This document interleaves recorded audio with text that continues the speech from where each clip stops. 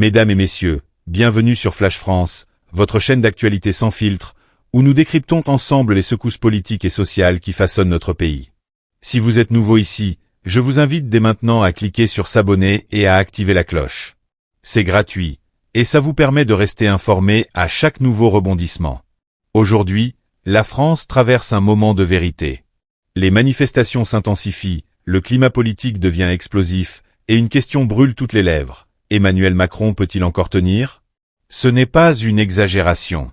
Ce que nous voyons dans les rues, ce que nous lisons dans les colonnes de la presse internationale, et ce qui se dit jusque dans les couloirs de l'Élysée montre que nous sommes à un tournant. Souvenez-vous, tout a commencé avec un projet budgétaire. Un plan d'économie massif, évalué à 44 milliards d'euros, qui devait rassurer les marchés, calmer les agences de notation, et donner une image de sérieux budgétaire à la France. Mais ce plan a provoqué exactement l'inverse. Il a mis le feu aux poudres. Le Premier ministre François Bayrou, pourtant figure respectée et allié de longue date de Macron, s'est retrouvé au centre de la tempête. Les députés ont rejeté son projet. Résultat, un gouvernement renversé, une humiliation publique et une démission qui restera comme l'un des épisodes les plus marquants de la Ve République. Et c'est là que tout bascule. Emmanuel Macron, affaibli mais toujours aux commandes, a dû réagir vite. Son choix s'est porté sur Sébastien Lecornu pour reprendre les rênes de Matignon. Un choix stratégique, plus jeune, perçu comme pragmatique, fidèle au président, mais suffisamment indépendant pour apparaître comme une solution de rechange. Pourtant, dès le lendemain, le nouveau Premier ministre faisait face à un pays à l'arrêt. Parce que pendant que les politiques s'écharpaient à Paris, la rue, elle, grondait. Le mouvement « Bloquez tout », né d'une exaspération profonde, a envahi les villes et les routes.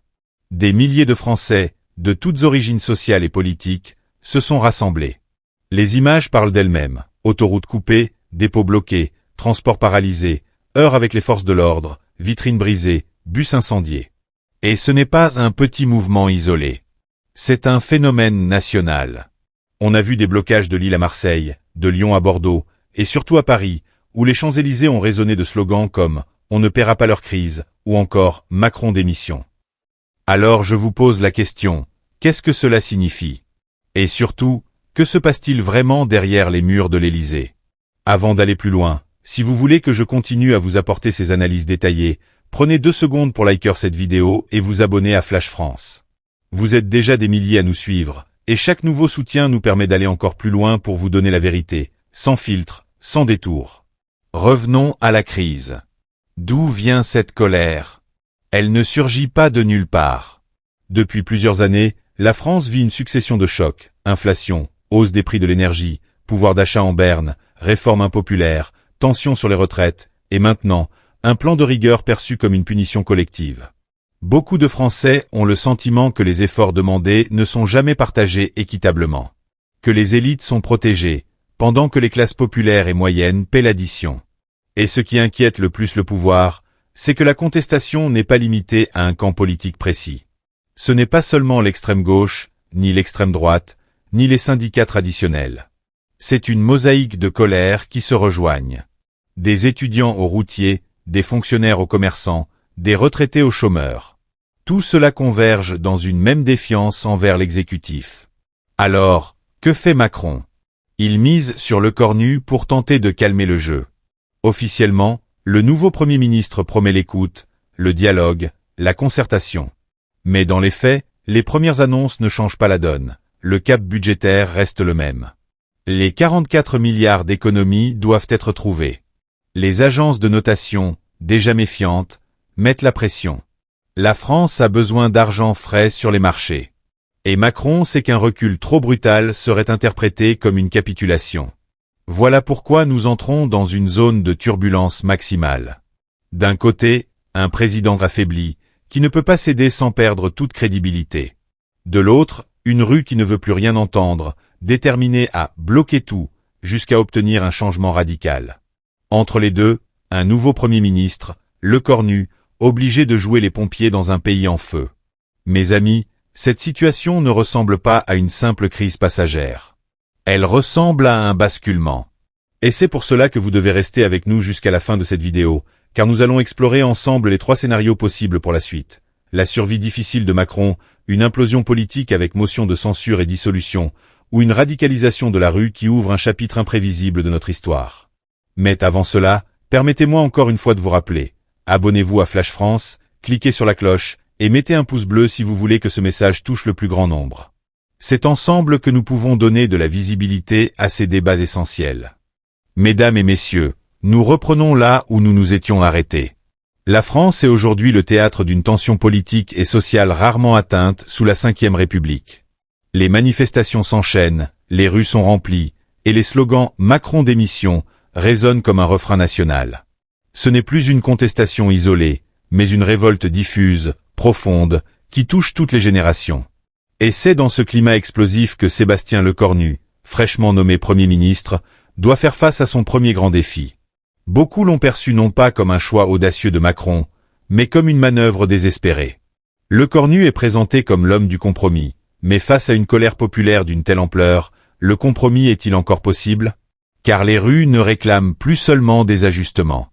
Elles exigent une rupture. Les grévistes ne veulent pas de simples négociations salariales. Les étudiants qui bloquent leur faculté ne demandent pas seulement plus de moyens pour leurs cours. Non, ce qu'ils exigent, c'est un véritable changement de cap. Et face à cela, Emmanuel Macron se retrouve de plus en plus isolé. Souvenons-nous d'abord de la démission fracassante de François Bayrou.